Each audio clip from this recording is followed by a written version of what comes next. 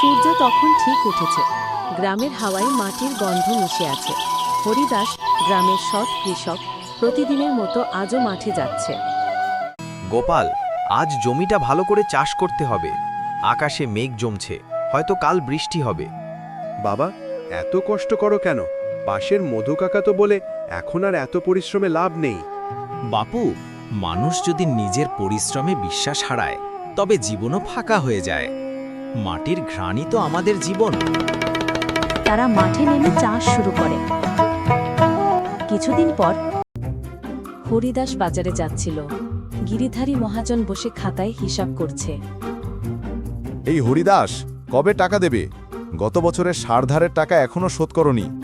আর 1 মাস দাও দাদা, ধানের ফসল উঠলেই শোধ করে দেব। আমি মিথ্যে বলি না। হ্যাঁ হ্যাঁ, তুই তো গ্রামের সৎ কৃষক, দেখি এই সততা দিয়ে পেট ভরে কিনা। হরিদাস কিছু না বলে মাথা নিচু করে বেরিয়ে যায়। একদিন গ্রামে জমিদার মশাই আসেন।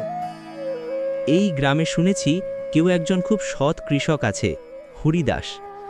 আমি তার জমিটা দেখতে চাই।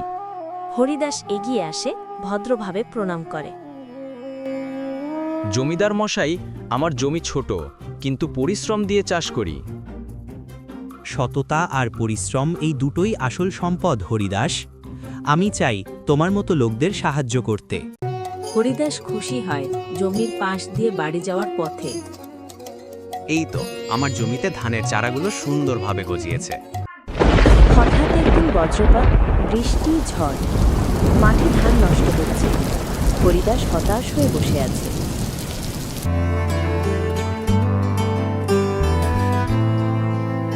হায় হায়, আমার ফসল নষ্ট হয়ে গেল। বাবা, সব শেষ, ফসল নষ্ট হয়ে গেল। না বাপু, শেষ নয়।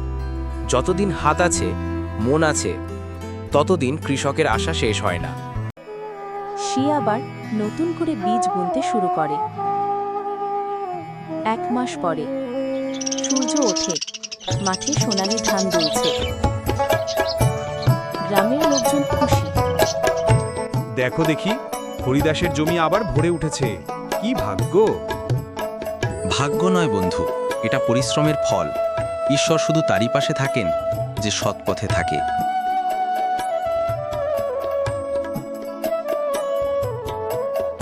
জমিদার মশাই এসে হরিদাসকে একটি সোনার মুদ্রা দেন। তোমার সততা আর শ্রমের পুরস্কার এটা। তোমার মতো মানুষই আমাদের অনুপ্রেরণা।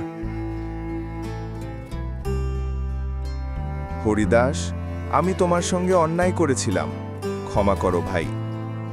ভাই গিরিধারী, অন্যায় মানলেই মানুষ মহান হয়। গ্রামের সবাই একত্রে হরিদাসের প্রশংসা করছে। পেছনে শান্ত সঙ্গীত বাজছে। সততা কখনো বৃথা যায় না, পরিশ্রমের ফল সময় মতোই আসে। হরিদাসের মতো সৎ কৃষকেরাই এই দেশের প্রকৃত নায়ক।